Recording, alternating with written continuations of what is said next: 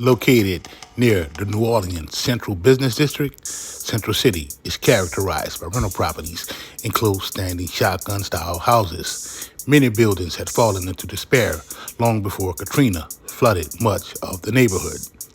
Some residents and business owners have returned to rebuild, and access to rental properties has attracted many newcomers whose properties in other parts of the city was destroyed by the storm. Central City, defined as part of Uptown, is just above the Garden District on the lakeside of St. Charles Avenue.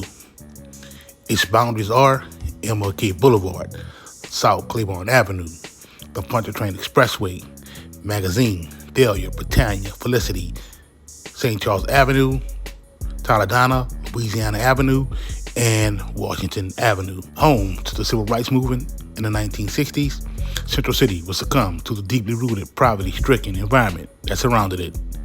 Central City was one of the main areas affected by the coke epidemic in the mid-'80s. In its heyday, Central City was home to celebrated jazz pioneers such as Buddy Bolden and Kid Ory. Also former home to Mark Essex, if you know, you know. Filled with architectural gems, Central City is the place of many firsts, such as the construction of the city's first moon towers in 1884, designed to light whole neighborhoods with newfangled electricity. Central City would also see the construction of the Magnolia Housing Projects, the first such project in the nation to receive federal funding under President Franklin Roosevelt. Located on LaSalle Street, the historic New Drop-In was the hub for black musicians visiting the city and was also the site of countless late-night performances that would be the cornerstone of New Orleans music. A.L. Davis Park, a.k.a. Shakespeare Park, located on LaSalle in Washington, is a key meeting place for Mardi Gras Indians on Super Sunday.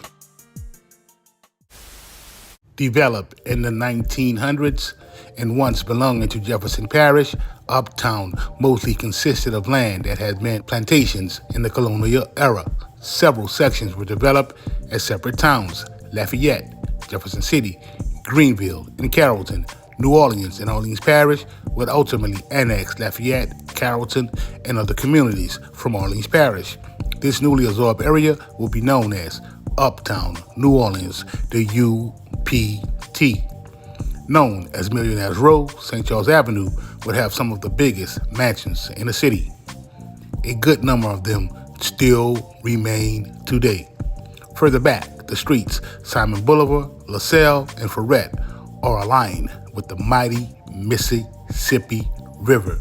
At its peak, Central City will be one of the most affluent areas of New Orleans, Louisiana.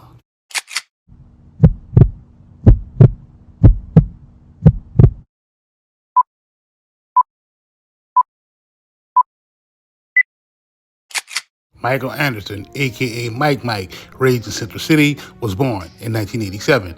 Mike would bounce around as a youth, residing on several different city blocks. Those streets consisted of St. Andrew, Felicity, Jackson, Dries, Aretha Castle Haley, and Josephine, down the block from the Hanktons. It is here where Michael Anderson, a.k.a. Mike, would come in contact with Telly Hankton, a.k.a. Third. Mike, confessed leader of JDP, the Josephine Dog Pound, would be arrested and convicted for one of the most heinous acts of violence in New Orleans history. In the early morning hours of June 17, 2006, 5 teens were found crushed in a crashed SUV in one of the New Orleans' most historic neighborhoods. This crime will be dubbed the Central City Massacre. The victims were Marquis Hunter, Arsenio Lil Man Hunter, Warren Love Simeon, Ariam Tyler, and Reggie Pootie Danzler, all alleged members of YMM, Young Melf Mafia. On Tuesday, April 24th of 2012, Mike will be sentenced to 80 years. In March of 2010, Criminal District Court Judge Linda Van Davis nullified Mike's death sentence for the Central City Massacre that took place in June of 2016. Judge David ruled that Leon Canizaro's office failed to turn over a videotape interview of a key witness and also failed to disclose a reduced sentence for a jailhouse informant in exchange for testifying against Mike. Ultimately, Mike would plead guilty to federal racketeering, drug charges and taking the lives of the victims of the Central City massacre, agreeing to a triple life sentence in a deal with the feds and state. Mike would accept this deal to avoid a federal death penalty trial. Confessing to the leader role of the Josephine Dog Pound gang, Mike would be faced with a barrage of federal charges. Investigators found that Anderson and 7 associates ran a criminal enterprise in Central City, pumping on Josephine Street. It was alleged that GDP was behind 4 separate crushings, as well as several other attempted crushings and shootings. Mike would admit to participating in the July 14, 2005 deletion of Ronnie Meade. Michael Anderson, a.k.a. Mike, who was locked up for robbing Ronnie of a bicycle, would hit him up, threatening him to drop the charges. Ronnie, who was spooking off of Mike, would tell the NOPD that they had the wrong man. Ronnie would still be crushed. Mike, who will be charged a month after, with now is coined as the Central City Massacre, was seen to have met his end. Eddie Jordan, DA at the time, would dismiss the charges after deeming key witness Tory Williams' accounts to be too unreliable. Tory was also not able to be found to be interviewed further. During the trial, Tory would state that she saw the crime when she went out to find her boyfriend, who she said had gone out to get that hard. Tory would initially tell police one story, but then testify to another. The defense would build their case on testimony from alleged witness Herman McMillan. Herman would be tracked down by the FBI agents in Texas after a source put him on the scene. Herman, a convicted felon, would state that he fired his own weapon at the man he saw spraying bullets into the SUV containing the 5 victims, and that man would be Telly Hankton.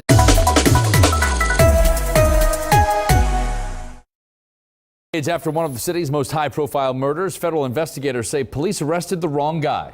Michael Anderson was accused of shooting 5 teens in Central City back in 2006, but federal prosecutors say he was not the one responsible. And instead, they're pointing the finger at Telly Hankton, a man who's been called the crime boss of New Orleans. WDSU News reporter Travis Mackler is here with what this means for Anderson, who was first charged for this. Well, most likely nothing, because his convictions were vacated years ago. But the fact the feds now say Hankton is the trigger man could prove detrimental at his upcoming murder trial.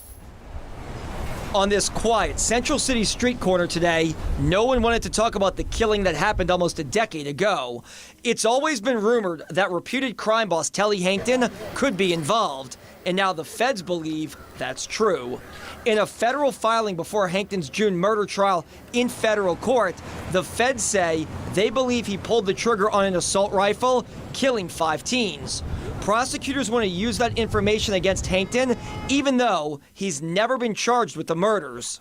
Legal analyst Robert Jenkins. The people within the criminal justice community had always heard that he committed those crimes. There was rumors out there. It was even brought up in Michael Anderson's case that he had done this. It was dubbed the Central City Massacre. 5 teens gunned down at the corner of Josephine and Daniil in June of 2006. The killings prompted then Governor Kathleen Blanco to send the National Guard back to the city. Within days, Michael Anderson was arrested and later convicted of the killings and sentenced to death. That conviction was later vacated due to problems with how prosecutors handled the case. Anderson, a drug gang leader, later pleaded guilty to another unrelated murder and drug charges and is currently serving a life sentence. Back in 2011, Anderson's lawyer said his client did not shoot anyone in Central City. Hankton's lawyers do not want the new allegations from prosecutors mentioned at his June trial. They cannot discuss the matter as there's a gag order in place in this case. Hankton was deemed New Orleans' most dangerous criminal by Mayor Mitch Landrieu and Police Chief Ronald Surpass back in 2011, running an alleged drug ring through Central City. At trial, Herman would exercise his Fifth Amendment and not answer any questions.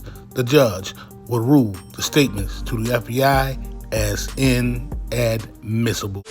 The feds would attempt to hang the crime on Wild, who was already serving a life sentence in Oklahoma for a crime that took place in the city, and a waiting trial on 2 separate crimes that he allegedly committed. Third had also been convicted of deleting a man in the execution-style crushing of Darnell Stewart, a.k.a. Derny, in 2008 on South Claiborne Avenue. Telly's attorney will file a motion citing no grand jury has ever indicted Hankton for the Central City Massacre, allowing prosecutors to make allegations without needing to prove it beyond a reasonable doubt would would be ludicrous. Telly's attorney accused the government of a corrupt logic that will make federal prosecutors part of the alleged Hankton conspiracy. Telly Hankton, aka Third, aka Wow, will receive a life sentence and be convicted of 1 count of racketeering, influence, and corrupt organizations Act, RICO, 1 count of conspiracy to distribute controlled substances, 1 count of conspiracy to possess firearms, 3 counts in aid of racketeering in the crushings of Darvin Bessie, Darnell Stewart,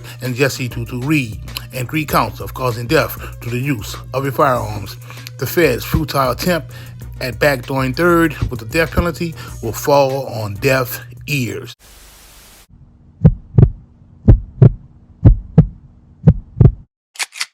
Mike Anderson, whom would have his death sentence reduced to life in federal prison, would now have a date. That date would be July 2025, a change that the Federal Bureau of Prisons would confirm. Mike will be home at the age of 38. This huge reduction in sentence was rewarded for taking the stand against Third at trial. The exact terms of Mike's sentence reductions will remain unclear. There is no sign of it in publicly accessible federal or state court records. A man convicted of a quadruple murder who is now getting a new trial. WDSU News anchor Rachel Wolf was at the hearing earlier today, and she is on your side live now at the courthouse. So first of all, Rachel, why did a judge decide to grant this man a new trial? Well, there was a number of factors, Randy, and actually defense attorneys said the law was on their side when they got Judge Linda Van Davis's ruling. Here's the judgment right here. This after what they call a series of blockbuster revelations in the past few months after that trial was actually over. Now, the first videotaped evidence where eyewitness Tori Williams says Anderson may not have been the trigger man when police say he shot and killed 5 teenagers in August 2006. That second piece of evidence, the revelation that prosecutors gave jailhouse informant Ronnie Morgan a sweetheart deal. The DA actually called him a hero in a letter to the U.S. Attorney's Office. Anderson's appeal attorney says Judge Van Davis's ruling for a retrial reflects the concerns raised in their initial motion. This wasn't a fair trial, that the District Attorney's Office had failed to do what it is required by law to do, which is hand over that videotape, tell us about the deal with Ronnie Morgan, and let the jury decide, not hide things from the jury so that the jurors make a decision without knowing the whole truth. Now, Anderson's family visibly relieved, and they're excited that he will actually get a retrial. They said that will prove his innocence. They have yet to determine who will be his defender. The state chief defender has to make that decision. A retrial is scheduled for August 2nd, Randy. So, Rachel, what does the district attorney's office have to say about this new development? Well, Orleans Parish District Attorney Leon Canizero visibly upset, visibly disappointed, and he actually said that there is actually no intentional misconduct in this case. He disagreed with the judge's ruling, and he said that there was no secret sweetheart deal and that defense attorneys knew all about what was going on with that informant Ronnie Morgan. And in terms of that eyewitness tape involving Tori Williams, listen to what he had to say. This office did not hide the taped interview, which is the subject of the court's ruling. Regretfully, it was mishandled. However, as soon as its existence was discovered, it was turned over to Anderson's attorneys well in advance of the motion for a new trial. He said, make no mistake about it, this trial is far from over. He says if they are not successful at the appellate level, they will retry this case again. Live on your side outside Orleans Parish Criminal Court, Rachel Wolf, WDSU News.